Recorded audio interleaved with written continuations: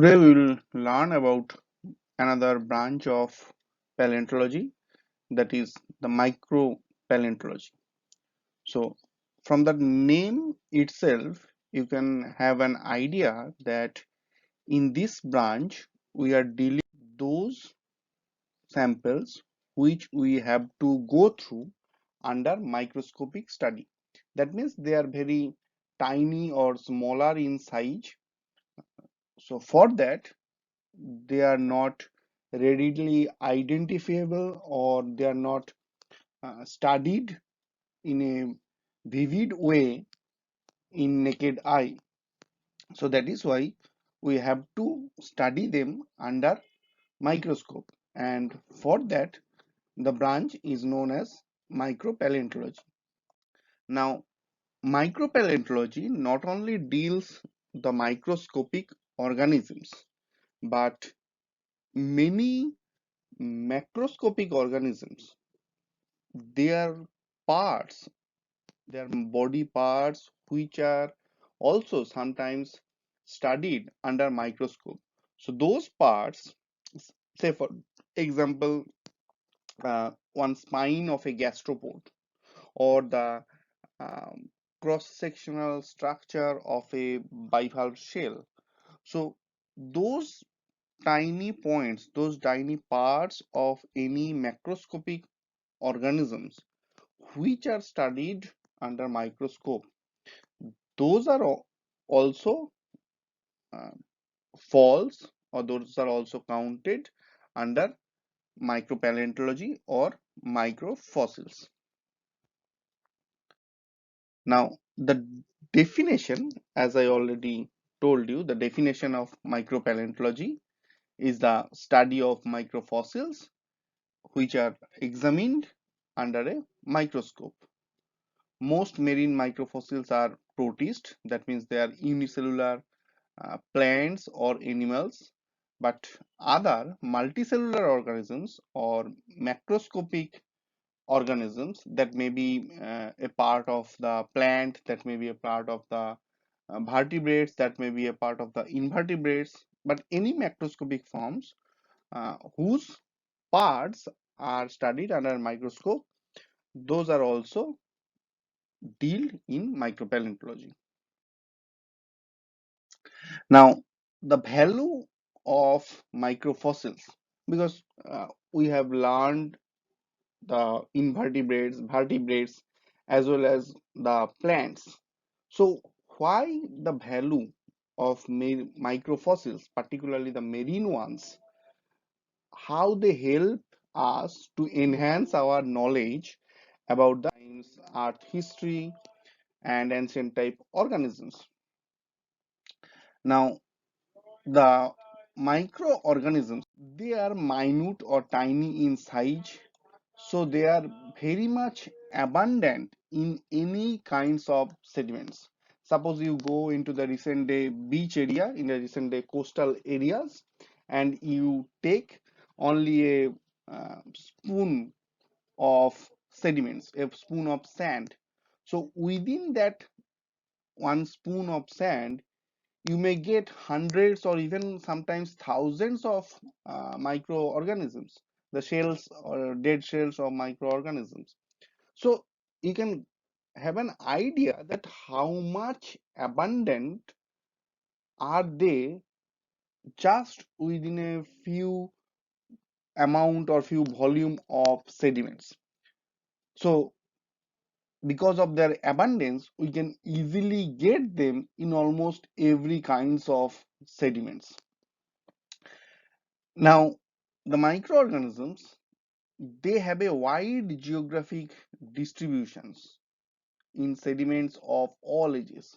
So these microorganisms are found in the sedimentary rocks of all ages. So throughout the entire geological time, we can study the changes or ups and downs, the morphological changes, the evolution changes of microorganism with time, with changing environments.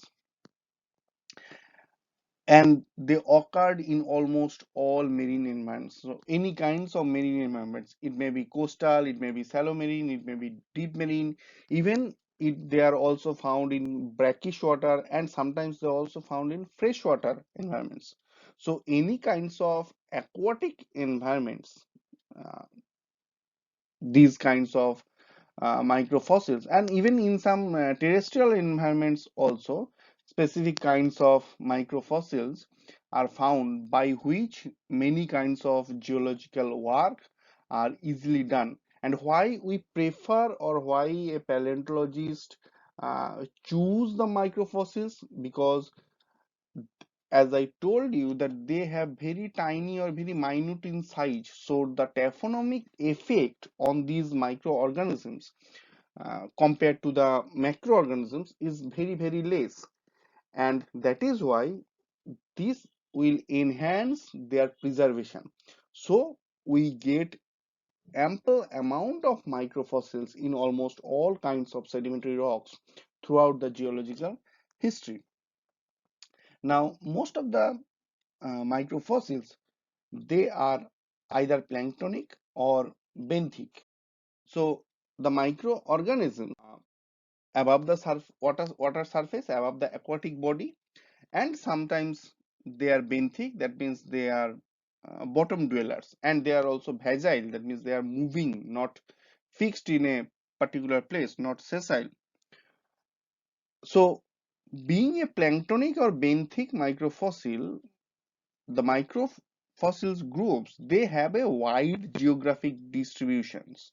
That means they are found in many parts of the world, and this property helps a geologist or helps a paleontologist to go for global stratigraphic correlation on the basis of those microfossils, because we know from our previous biostratigraphic class that to do biostratigraphic correlation, the same kinds of fossil must have present in two different stratigraphic horizons which are separated vastly. So without the presence of same microfossils, we cannot correlate, or you can say without the presence of same kinds of fossils, it may be microfossil or it may be macrofossil also. And as microfossils have minute size, very abundant, they have wide geographic distribution, so these are the very good characters of an potential index fossils. So with that, we can easily go for stratigraphic correlations of different stratigraphic sections. And on the basis of that, we can also make some comparisons between different sections, that is how sea level changes, how the environmental changes between two localities, between two stratigraphic horizons, and also paleoceanographic reconstruction, that is the paleobiogeographic reconstruction. So we can have an idea about the oceanic distributions, water body of ocean surfaces, how they distributed in ancient time based on the uh, microfossils presence or absence, or any particular type of microfossil present in an area or not, because most of the microfossils groups, uh, they are very uh, good temperature sensitive, so there is a broad uh, segregation according to latitudes. So suppose there are some groups are preferred in the equatorial region, some groups are preferably placed or preferably occupied the tropical subtropical region, whereas some groups occur in the polar region. So depending on the presence or absence of this group in the ancient rock record, we can get an idea about the continental distributions, or precisely about the aquatic bodies, about the oceanographic distributions in ancient time. So not only in correlation or in getting an idea about the ancient climate, but um, microfossils also helps us in paleobiogeographic, particularly paleooceanographic reconstruction. Now, microfossils include the radiolaria, silicoflagellates, calcareous nanoplanktons, pteropods, foraminifera, and diatoms. And all these groups, they have planktonic life habit. That means they are free floating within the water surface. They are highly abundant from 0 to 200 meter, that is within the photic zone up to which sunlight can penetrate within the ocean water surface. Now, these are some pictures of the different planktonic microfossils, the calcareous nanoplanktons, radiolarian shells, silicoflagellate,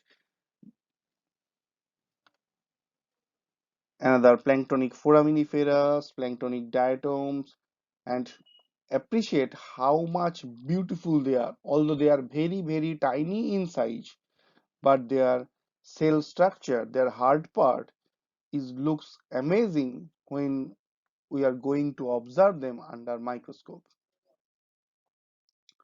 Other group of microfossils are also there. They include the ostracodes, the parts of bryozoa, and some foraminifera which lives in bottom surface, and some diatoms also which have benthic life habit. That means they're living on the bottom of the sea.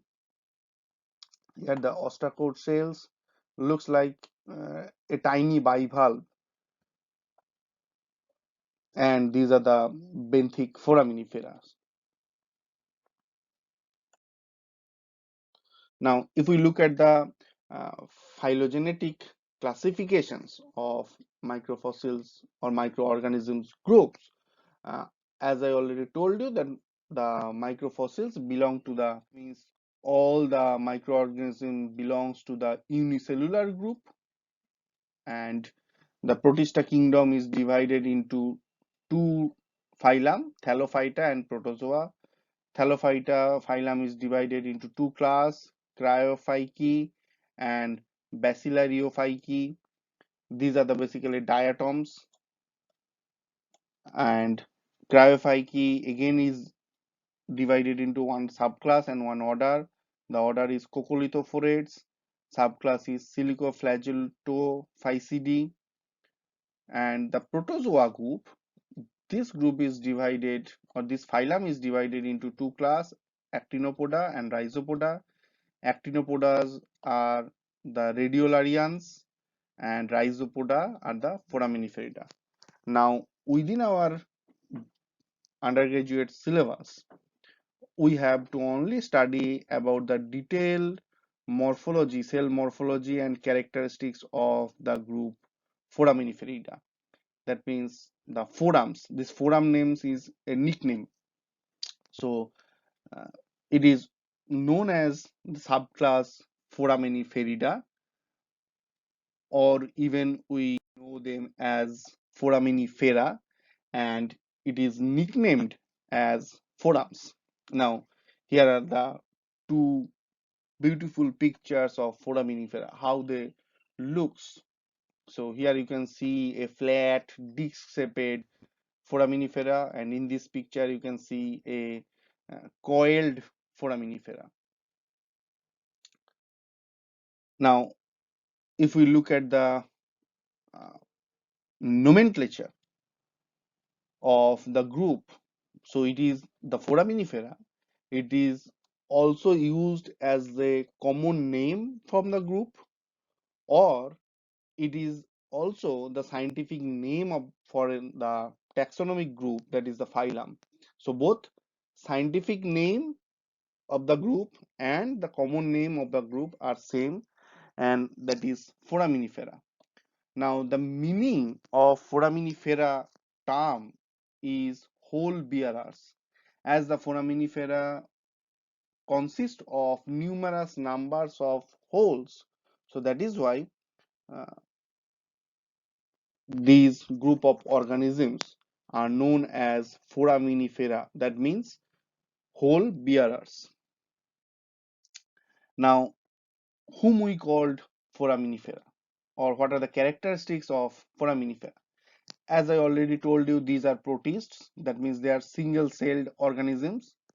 They have hard parts, that means they have the skeletal part contain shells, and they may come in different shape and sizes. So although some of the foraminifera, or as we learned from the previous slides, that foraminifera is a group under microorganisms, or under and all microorganism means, that means they are studied under microscope. So foraminifera are also smaller organisms which are observed, which are studied under microscope, and most of the foraminiferas, they are very tiny in size, often less than 0.10 millimeter. We call them as microforaminifera. But there are some foraminifera shells or some foraminifera hard parts found in nature which have their diameter exceeding 5 millimeter, almost a uh, 50 paisa or 1 rupee coin. So those larger sized foraminifera which are macroscopic, that means they can be identified, or they are very much visible to naked eye, those are known as larger foraminifera. So it's simply based on size. Those having diameter 5 millimeter and above, uh, those are larger foraminifera, and those are observed under microscope mostly less than zero point 0.1 millimeter. Those are known as microforaminifera. Now, coming to the habitat of foraminifera, they are mostly marine, living in almost all kinds of marine environments like the shallow water, deep water, coastal area, deep sea, any kinds of marine environments. Foraminiferas are found. Not only that, they are also found in brackish water. That means it is a place where the marine water mix with the fresh water, and even they are found in some freshwater conditions also. So you can see that foraminiferas are almost found in every aquatic conditions. Foraminifera float on the top of many different bodies of water, that is they are planktonic, and sometimes some foraminifera, they are also vagile benthos. That means they live in the bottom substrate, in the bottom surface of water, uh, and they can move also. Now, what foraminiferas eat? Mostly foraminifera eat the decomposed algae bodies, bacteria, and the amino acids dispersed in the sea floor or within the um, water surface. And foraminiferas are eaten by the fishes, gastropods, and echinoids. So these organisms take foraminifera as their food of cell material which are found in nature. Now, why we study the foraminiferas? That is the scope of the foraminiferal studies. The reason of foraminiferal study are many in numbers. They have a lot of importance, particularly in the study of the hydrocarbon, that is for the oil sector study, that is those peoples which who try to find the subsurface occurrence of any hydrocarbon, the subsurface occurrence of any natural oil, how they will identify that any place is a potential place for oil generation, because they depend on the foraminiferal color index, okay, which is abbreviated as FCI. Now, as foraminifera is deposited within the aquatic bottom, that is within the substrate, and time after time they are covered with another time sediments, so gradually those foraminiferal shells, those foraminifera taste will go deeper and deeper. And as we know, with depth, the geothermal gradient is also increasing. That means the temperature, pressure, condition is increasing with depth. So as the sedimentary deposition goes below and below, that means they are covered with more and more sediments, they will feel more pressure and more temperature. Now, with increasing pressure and temperature, the foraminiferal taste will also changed with this increasing pressure temperature condition. Particularly, the color of the foraminiferal taste is changed. You can see here is a broad graph showing the different color change pattern with depth and with increasing temperature. So you can see a foraminiferal taste at about 2000-meter depth and about 60 degrees centigrade temperature, it looks like white, whereas with increasing depth, the foraminiferal depth becomes more darker and darker. So at 4000-meter depth, just doubling the depth, where temperature is about 110 degrees centigrade, the foraminiferal taste become extremely dark. So accordingly, micropaleontologists or oil sector geologists, they divide these color schemes or different colors of foraminiferal taste into a foraminiferal coloration index. So here it is for FCI 2, the FCI 3, 4, 5, and 6. So more and more darker color of foraminifera taste we get in the sedimentary rock record. That means they have suffered more and more pressure and temperature. And the onset of oil generation is correlatable with the foraminiferal color index of 5 and 6. So in this pressure temperature depth, that is the suitable condition in which we can expect that that area or that sedimentary deposition is going through the generation condition of natural oil or hydrocarbon.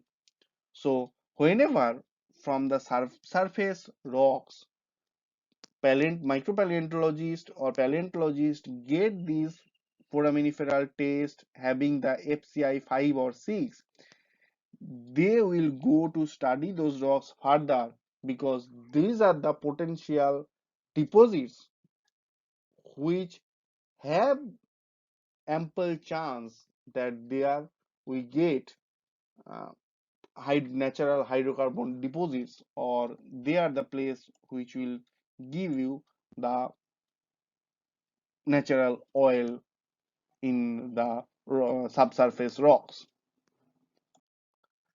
Apart from the indication for oil exploration by the foraminiferous shell colors, foraminiferal shells are also used for any kind of stratigraphic correlation in a global base, because as I already told you that foraminifera shells are highly abundant, they are tiny in size, they have a wide geographic distributions. So all these properties are satisfying that they have the characters for a good index fossils. So they are highly used for any kind of stratigraphic correlation studies throughout the global sections. Some calcareous foraminifera, they are also used for climate indication. That means foraminiferal shells, they are very good tools for climate proxy. That means they are giving some climatic data of ancient time. Global temperature and ice volume can be revealed by the isotopic study. If a foraminiferal shell is composed of calcareous material, that is simply calcium carbonate, you can get the oxygen isotope, you can get the carbon isotope within those foraminiferal shells, and on the basis of the ratio between the heavier isotopes and the lighter isotopes of oxygen or carbon, we can get an idea about the temperature, about the oceanic productivity, or about the sometimes the global circulation of the oceanic water. So by isotopic study of foraminiferal taste, we can get an idea about the global temperature or global precipitation uh, condition of ancient times. Another very interesting thing by which we can get an idea about the ancient paleoclimate condition, that is the direction of coiling of the foraminiferal shells. There are some foraminifera which are very much sensitive to temperature, and depending on that, they have changed their direction of coiling. So, say for example, in hotter condition, in high temperature condition, the foraminiferal say most of the foraminiferal individual of that particular species will go for sinistral coiling. So oppositely, for colder condition, in cooler condition, the most of the foraminiferal cells of the same species will go for dextral coiling, that is right head coiling. So with counting the relative abundance of dextral and sinistral coiling of that particular foraminiferal species, we can get an idea about the broad temperature variation of any region, or even it can done globally also. Next, foraminifera are also used. Learn that the foraminiferal shells are made up of different material. Some are made up of organic material, some are agglutinated, some are secreted material. So you can see that in a standard bathymetric profile, in a standard oceanic profile, where you can get an idea about the change in depth of the ocean surface of the oceanic aquatic body, the how the benthic foraminiferal shell distribution, or how the benthic foraminiferal distributions varies with depth with bathymetry. So in the shallower conditions, that means mostly in the uh, shelfal area, mostly near the coastal areas, most of the benthic foraminiferal tests are porcelainous in composition, whereas in relatively deeper depth, that is in moderate depth, the benthic foraminiferal cells are of hyaline type, and in further deeper condition, in extreme depth of oceanic body at about 3 km to 5 km, most of the benthic foraminiferal cells are of agglutinated type. So just by observing the relative abundance of different test material of foraminifera, we can get an idea about the relative bathymetry, that is the relative depth of ocean columns where we get those foraminiferal tests. Another study by which we can get an idea about the relative planktonic is to benthic ratio. That means if we count the any deposition, because the planktonic forms are floating on the water surface, whereas the benthic forms lives above the substrate. So after the death of the organism, the benthic form remains here and the planktonic forms settle on the oceanic surface. So after the death of any individual, we get both the planktonic forams and the benthic forams together on this bottom substrate. Now, if we collect all the planktonic and benthic forms with depth of the ocean columns, and we get a ratio of planktonic forms, planktonic foraminiferas is to benthic foraminiferas, we can see that the ratio will be higher as we move from coastal to deeper seas.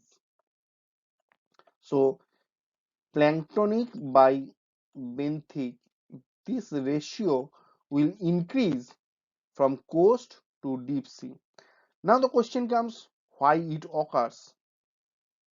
The reason behind is that the planktonic foraminiferal distribution is largely controlled by the temperature, pressure, density of the water, salinity, oxygen condition, and other chemical or biological factors. So among these, the salinity and turbidity of the water, of this marine water, that will restrict or that will decrease the abundance of planktonic foraminiferas in the shallow seas or in near the coastal areas. So as near the coastal areas, many rivers, they will meet the sea in these coastal conditions. So the salinity conditions in these coastal areas becomes lower as the marine water mixes with fresh water.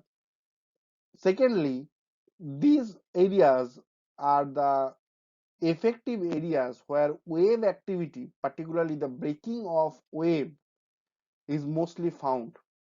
So there is a regular churning of the entire water column and the marine sediments.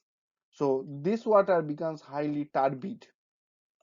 So because of these two reasons, the low salinity and highly turbid condition in the coastal areas or near coastal areas, that will restrict the abundance of planktic foraminifera. Whereas as we move from coastal areas to the deeper part or to the open ocean, there the ocean water is calm, salinity condition is high compared to these coastal areas. So in these areas, we will get higher numbers of planktonic foraminifera. Now, if we consider that the number of benthic foraminifera, say for example, the number of benthic foraminifera is constant throughout the different depth. Say for example, number of benthic foraminifera in this area is about X. Here also the number of benthic foraminifera is X, the number of benthic foraminifera, and here also the number of benthic foraminifera is X. Now in coastal areas, say for example, the number of planktonic foraminifera we get is Y1.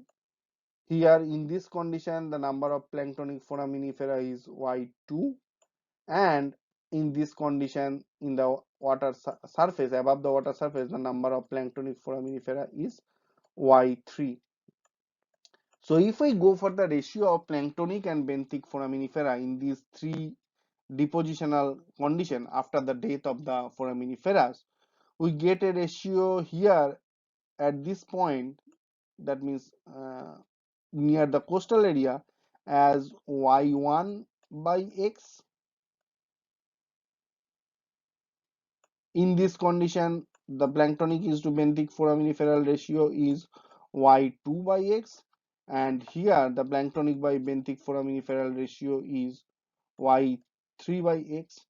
Now as we know that the number of planktonifera foraminifera will increase from coastal areas to open marine areas, so definitely Y2 is greater than Y1 and Y3 is greater than Y2.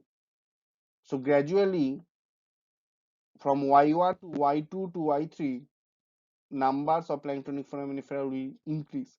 So if we look at this ratio, this planktonic by benthic foraminifera ratio, so always the numerator, that means the planktonic foraminiferal numbers, will be higher as we move from coastal to open areas. So we can say that the planktonic by benthic foraminiferal ratio is also increasing as we moving from coastal areas to open marine areas. Now coming to the morphology of organisms, their cell structure is almost similar to the cell structure of a foraminifera. The hard part or skeletal part is called the taste. Here we can see this dark colored band. This is the hard part that is made up of taste. And the cytoplasm within this shell, unicellular body, that is occurred inside the hard part as well as outside the hard part. So the inside portion of the cytoplasm occurs within the taste, that is known as endoplasm, whereas the cytoplasm occurs outside the taste in it as a thin cover, that is known as ectoplasm. The taste of, that is the hard part of foraminiferal shells, they may be single chambered or unichambered, in that case locular, whereas the foraminiferal taste may be multi-chambered also, that means they have more than one chamber also. In that case we call them as multilocular. In this case you can see that the entire foraminiferal taste having one single chamber, one single place where all the um, cell materials are occurring. So this one is unilocular, but there are many forms where you can see different or more than one kind of chambers having different shape and size also. Those are called multilocular. The opening of the shell, or more precisely for the multilocular forms, the opening of the last chamber is known as the aperture. The number, shape and positions of the aperture vary considerably. So apart from the main aperture, which is occur particularly for the multilocular forms in the last chamber, there are other accessory apertures also. But for unilocular cells, that is those cells which have only one chamber, they have only one opening, only one apertures. Apart from the aperture, the multi-chambered or multilocular foraminiferal cells, they are connected by a opening which is known as foraminifera through the different chambers. So all the chambers are connected through a opening, and that opening is known as foramen. Singular number is foramen and in plural number it is known as foramina. And from these holes, from these foramina, the name of the group of the organism comes, and it is foraminifera. So basically foramen looks like, suppose this one is a chamber and this one is the above chamber. So here you can see two chambers, two places which are separated by a wall, and within that wall there is a hole. This hole is known as foramina. Foramen, for single it is foramen. If there are multiple number of holes with successive chambers, suppose above this another chamber is there, so again this one is a hole, in that case that is foramina. And the organism group having these kinds of foramina, those are known as foraminifera. Now in foraminiferal shells or in foraminiferal organisms, we can found that in the frontal part of the aperture there are some thread-like extension of the ectoplasm. That means the outer cytoplasm, they are extended in front of aperture in some thread-like fashion. These are known as pseudopodia are function in a different way. They can act as a attachment apparatus. So by uh, functioning the pseudopodia, or by using the pseudopodia, the foraminifera taste can attach themselves to a hard substrate. These pseudopodias are also act as an locomotory organ. They can also acting as an organ by which they can collect food from the ocean column. They used for digestion, and also they use for taste construction, that means hard part material construction also. So you can see that a simple thread-like organ is used for different purposes by the foraminiferas. Now, the first formed chamber of the foraminifera taste is known as proloculus or protoconch. So that is the first formed chamber, first formed hard part. The second chamber formed after the first chamber is known as deuteroconch. The first one is protoconch, the second chamber is known as deuteroconch, and together this first chamber and second chamber together they are known as embryonic apparatus. That is, the embryonic stage of foraminifera are restricted within these two chambers. But keep in mind, this is valid only where the chamber is multiple. That means for multilocular foraminifera taste. The surface of foraminiferal taste may be smooth, or they may be characterized of different types of ornamentation such as spines, ribs, like these different kinds are there. Some nodes are there, keels are there, different kinds. Now, the foraminiferal shells or the foraminiferal parts of chambers, they may be coiled or uncoiled also. So they may be concentrically arranged around an axis, that is the coiling form, or they may be uncoiled also. The uncoiled shells may be uniserial, that is they are arranged in a single row, in a single series, like this one. You can see that the first picture is of unilocular, that is unichamber. This one is the aperture, the opening of the chamber. This is the aperture. In the second picture, you can see that this is multiple chambers, and with ontogeny, the chambers are increasing in size. The opening of the last chamber is the primary aperture, and all these chambers, they are arranged in a series, in a single row or in a single column. So these are uniserial. The next type, here you can see the chambers are almost alternating, arranged in two rows or in two series. These are biserial. And here you can see the chambers are arranged in more than one series, in more than one rows. Here it is multiserial. But keep in mind, these are not coiled form. These are not regularly coiled around axis. Only the uncoiled shells, they have these uniserial, biserial, and multiserial arrangement. And it is often found that the multiserial forms, the multiserial foraminiferal shells, they change their series or they change their rows through ontogeny.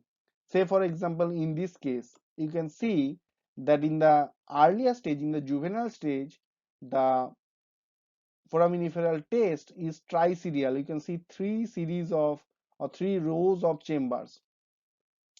In the middle stage of its ontogeny, you can see that there are two series of chambers, two rows of chambers, that is biserial. And in the adult stage, in this last portion, you can see only one chambers arranged in a one series, so that is uniserial. So here throughout ontogeny, the foraminiferal taste changed from triserial to biserial to uniserial. These kinds of patterns of or these kinds of arrangement of chambers in the uncoiled foraminiferal cells are also found in nature. Now, the junction chambers is known as septum. It is almost the same as you learned in the cephalopod. In cephalopod also the dividing wall between two adjacent chambers or between two adjacent cameri, we call them as septum. Here also the junction wall between two adjacent chambers is called as septum. Here you can see this one is the septum, and in the septum there was a opening, that is the place by which cytoplasm can move from one chamber to another chamber, and this opening is known as foramen. If this opening foramen is present in multiple chambers, here you can see from 3 to 2 there is a one foramen, from 1 to 2 there is another foramen. So that means it has multiple number of foramens by which multiple chambers are joined with each other. So these are foramina. Now the septum is connecting or is contacting the shell, the taste, along a line, and this line of junction between the septum and the taste is known as septal suture. The uh, suture of the cephalopods. Now the coiled, they may be planispirally coiled, that means coiling occur within a single plane, or they may be conispirally or trochospirally coiled, that means coiling occurred with changing plane, that means as the coil occurs the plane of coiling changes with coiling. And the third type, in which the coiled occurs in different planes, and so this portion is similar to the conispiral or trochospiral coiling, that means coiling occur in different planes. But the difference of conispiral coiling and this streptospiral coiling is that in streptospiral coiling, with changing plane, with further coiling, the coiling axis is also changed. Where with changing coiling plane, the coiling axis change. That means the axis shifted in different plane, in different angles. That type of coiling is known as streptospiral. Now this coil taste, they have also these kinds of septum and septal suture which are either coiled or uncoiled. If they have multiple chambers, that means multilocular forms, they bear the septum and the septal suture also. But keep in mind, in cephalopods, we are all we are only using the term suture. But in case of foraminiferal, we are using septal suture to indicate the junction line joining the septum and the taste. Now, the reproduction process of foraminifera cells or foraminiferas are one of the, in one stage or in one cycle, their reproduction is done asexually.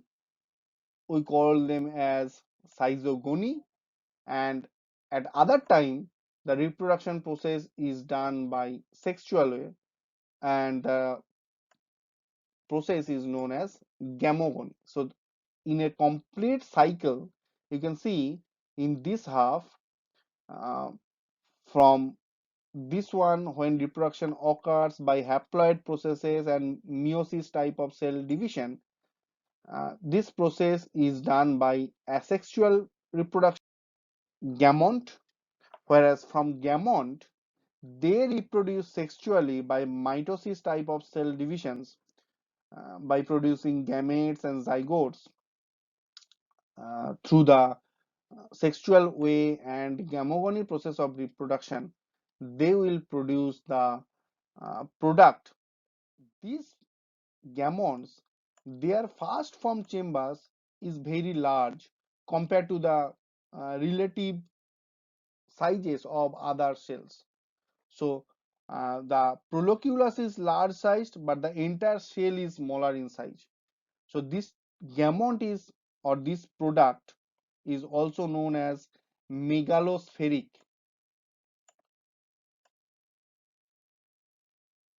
because they have a large proloculus. So depending on this mega size of proloculus, the this gamete individual which is produced by asexual reproduction, they are known as megalospheric taste.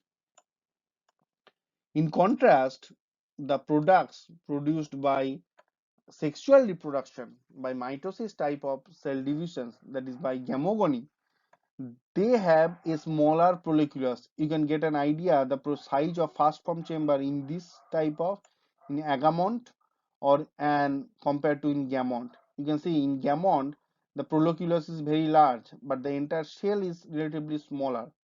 But in agamont, uh, in gamogony process, the individual produced, here the proliculus is smaller in size, but the or entire taste is larger in size. But as the proliculus is smaller in size, so individuals uh, this type of individual cells is known as microspheric. So all these uh, megalospheric and microspheric terminology are named, are given depending on the size of the proliculus.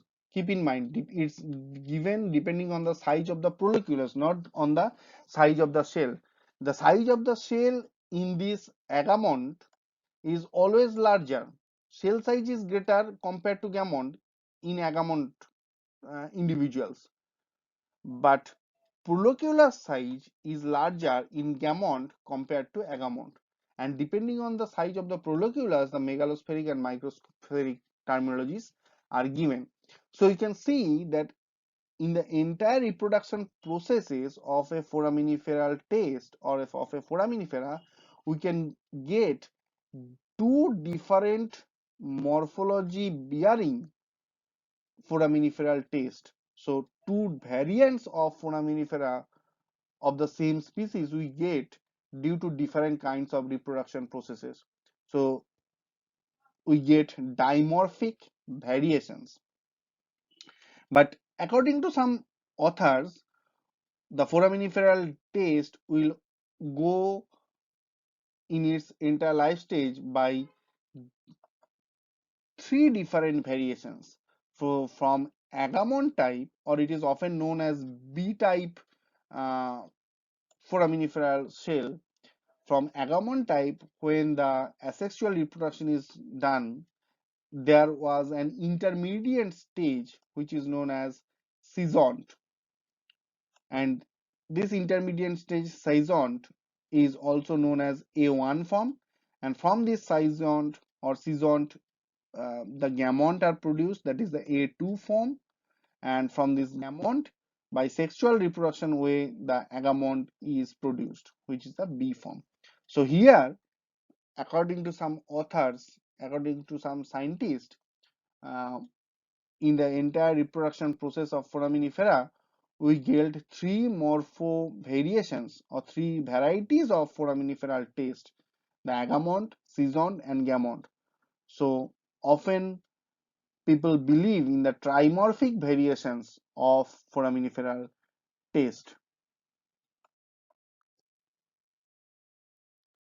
So that's all, or that's the studied topic in our undergraduate class. Hope you will understand. Thank you.